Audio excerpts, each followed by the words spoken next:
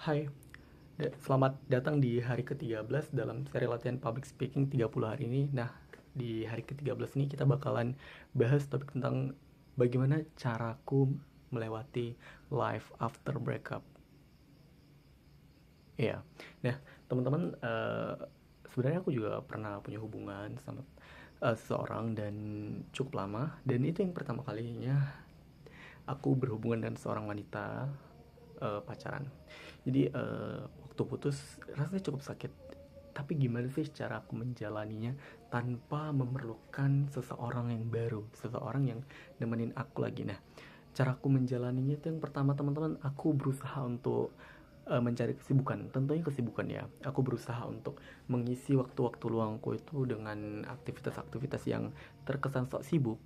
Ya seperti kalau dulu di SMA tuh aku seringnya ikut pramuka, lalu sering banget untuk keluar sama teman-teman, entah main-main ke hutan, main-main ke alam untuk sekedar merilekskan pikiran, untuk sekedar mandi-mandi, ataupun aku juga sering mencari kesibukan menulis, membaca buku, atau hal lainnya. Dulu yang aku suka itu bermain game, seperti game-game Mobile Legends. Nah, yang kedua, aku menjalani life after breakupku itu dengan cara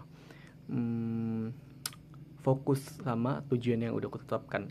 Nah, karena waktu itu SMA, aku berusaha untuk fokus lulus ke perguruan tinggi. Jadi aku berusaha untuk nggak memikirkan hubungan. Aku juga berusaha untuk belajar lebih banyak dan untuk fokus ke tujuanku, yaitu lulus di universitas yang aku inginkan. Walau pada akhirnya aku lulus di universitas yang tidak pernah aku sangka dan tidak pernah aku duga. Nah, selanjutnya bagaimana caraku menjalani life after breakup adalah dengan berteman dengan orang sebanyak mungkin. Nah, waktu aku pacaran, aku membatasi hubunganku dengan orang-orang karena aku tidak mau membuat pasanganku cemburu.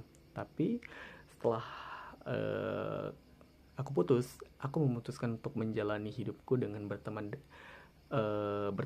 dengan banyak orang, dengan wanita ataupun pria. Aku berteman selagi mereka asik, mereka cocok denganku, aku berteman. Aku nggak peduli sebenarnya mereka bandel atau enggak, karena aku cuma mengambil sisi positifnya aja dari mereka. Dan aku hanya berteman sebatas temenan yang setidaknya aku kenal dan bisa mengisi waktu-waktu luangku saat aku sedih.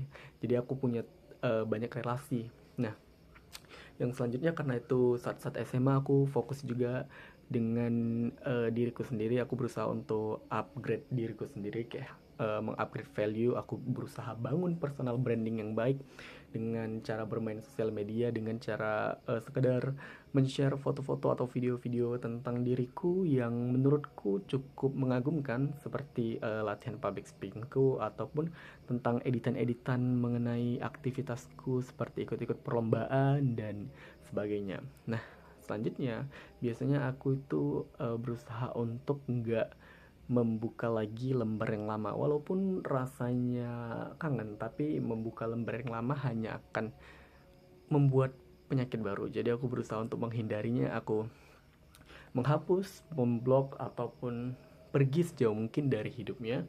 Dan saat aku telah siap, aku kembali untuk mungkin menjalani hubungannya seperti biasa aja, berteman seperti biasa, atau sekedar jadi penonton story, penonton hidup masing-masing. Nah, begitu. Jadi menurut aku life after breakup yang aku jalani itu cukup simple. Aku hanya bisa fokus sama diriku. Aku juga berusaha untuk nggak berpikiran macam-macam, nggak mengharapkan hal yang semacam balikan atau dan sebagainya. Walaupun aku berharap, aku nggak pernah melakukannya karena uh, pikiranku rumit. Aku memikirkan banyak hal, ekonomi atau dan sebagainya, karena menurutku pria nggak akan bisa pacaran kalau nggak punya harta. Terima kasih telah menyaksikan video hari ke-13 ini.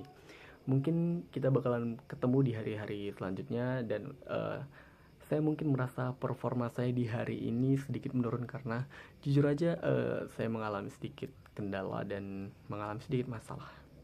Tapi terima kasih sudah menyaksikan video ini.